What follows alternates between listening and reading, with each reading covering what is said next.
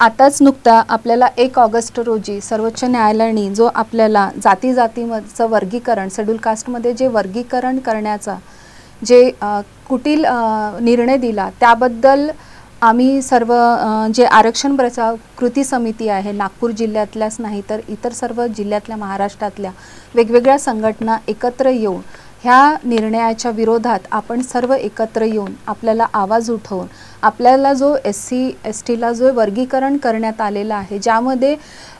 जास्त करून आपण जर बघितलं तर महाराष्ट्रामध्ये क्रमांक 1 वर नवबौद्धच म्हणजेच महार आणि दुसऱ्या नंबरवर आपले मातंग समाज आहे ज्याला आपण वांग म्हणतो आणि तिसऱ्या क्रमांकावर चांभार समाज आहे आणि त्यानंतर आपल्या वेगवेगळ्या 59 जाती ज्या आपल्या शेड्यूल कास्टमध्ये येतात त्या सर्व एकत्र आहेत आणि याच्यामध्ये आतापर्यंत आम्ही कधीही अशा पद्धतीचं वेगळं नाही काढलं जे हजारो वर्षापासून जे राजकारण जातींचं घडवून आपल्याला हे करून आपल्याला दाबण्यात आलं आणि शेड्यूल कास्ट एसटीला ज्या पद्धतीने त्यांचं शोषण करण्यात आलं लोकांचं आपल्याच समाजाचं नाही तर आपल्या आया बहिणींचं सुद्धा शोषण करण्यात आलं ही किती वर्षापर्यंत चालणार हजारो वर्ष झालेले आहेत परंतु अजूनही पाहिजे त्या पद्धतीने आमचं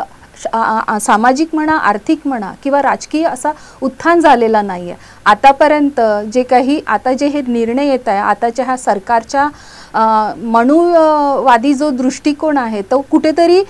परत तोच हे करत आहे आतापर्यंत त्यांना हिंदू मुस्लिम खेळून झालं आणि आताच का नेमका यांना हा 1 ऑगस्टमध्ये हा विषय त्यांनी घेतला ज्याच्यामध्ये शेड्यूल कास्टना आपसामध्ये लढवणं हा एक यांचा फक्त मनसुबा आहे म्हणजे आतापर्यंत आपल्या विधानसभाचं इलेक्शन येत आहे त्या इलेक्शनामध्ये कुठेतरी आपल्याकडे वोट बँक यावी याच्या उद्देशाने हे निर्णय घेण्यात आला असं आमचा समाज म्हणजे आहे आणि लोकांमध्ये आतापर्यंत हिंदू मुस्लिम म्हणून जे कत्तल घेतले तेच त्यांना शेड्यूल कास्टमध्ये घडून आले का शेड्यूल कास्टमध्ये आपण 59 जाती आतापर्यंत आम्ही एकोप्याने राहत होतो आणि आम्ही आपसामध्ये सर्वांना एकत्र घेऊन आमच्या 59 ज्या जाती आहे शेड्यूल कास्टमध्ये त्याचं कशा पद्धतीने सामाजिक आणि आर्थिक आणि राजकीय उत्थान होईल ह्यासाठी आम्ही सर्व संघटना एकत्र येऊन आतापर्यंत आमचा हाच एक नारा होता की जाती म्हणून आम्ही कधी एकमेकांकडून बघितलं नाही आहे आमच्यामध्ये मग लग्न म्हणा किंवा कुठल्याही गोष्टी म्हणा आम्ही सर्व एकत्र करतोय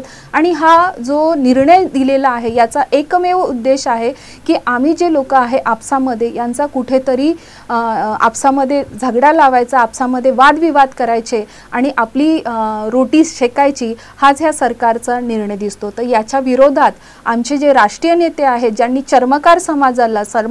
जर महाराष्ट्रामध्ये बघितलं तर आपल्या 3ऱ्या क्रमांकावर आहे परंतु जर अख्ख्या भारतामध्ये केलं तर 25 कोटीच्या घरात आमचा चर्मकार समाज आहे ज्यामध्ये आपण जर बघितलं पंजाब आहे बिहार आहे उत्तर प्रदेश आहे कर्नाटक आहे इथे वेगवेगळ्या नावांनी वेगवेगळ्या याच्यानी चर्मकार समाज हा आहे तर इथे चर्मकार समाजाचाच नाही तर सर्व संपूर्ण शेड्यूल कास्टच्या लोकांचा आपलं काय करणार आहे आपलं खच्चीकरण करणार आहे आपलं आरक्षण संपवण्यासाठी हे लोक लागलेले आहेत किती आरक्षण आहे एक मुठभर 13% आरक्षण त्याच्यातही आम्ही 59 जाती आम्ही करतोय ना मग तुम्हाला त्यात काय हे करायचं आहे तर आमचं एकच म्हणणं आहे आमचे जे राष्ट्रीय नेते आहेत माननीय बबनरावजी घोलप त्यांच्या आदेशानेच मी इथे आलेली आहे आणि त्यांनी सांगितलेलं आहे की ह्या विरोधात आम्ही हे केंद्र सरकारने जे जातीचं वर्गीकरण केलेलं आणि जे क्रिमिनल हे लावलेलं आहे त्याच्या विरोधात आमचं सर्व संघटना आमच्या चर्मकारांची संघटना ही विरोधात आहे जर हा निर्णय संसदेमध्ये मागे घेतला गेला नाही तर आम्ही मोठ्या संख्येने रस्त्यावर येऊ आणि आता आम्ही गप्प बसणार नाही